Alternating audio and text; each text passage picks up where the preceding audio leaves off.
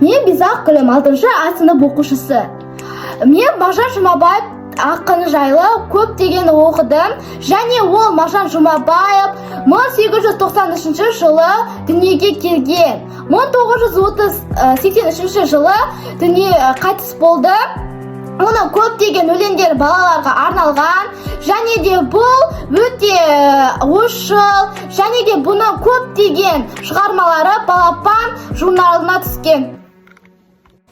Мағжан Жұмабаев, мен жастарға сенемін.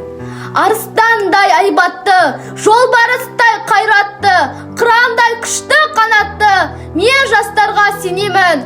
Көздерінде от ойнар, сөздерінде жалын бар, жанан қымбат оларға.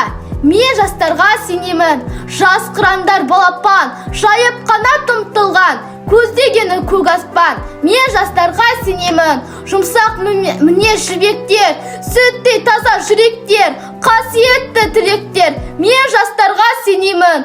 Тау суындай түрлері, айбынды алаш елімдер, алтын арқа жерімдер. Мен жастарға сенемін. Қажу барма тұлпарға, талау барма сұңқарға, иман күшті оларда. Мен жастарға сенемін. Алаш айбанды ұраны, қасиетті құраны, алаштың олар құрбаны.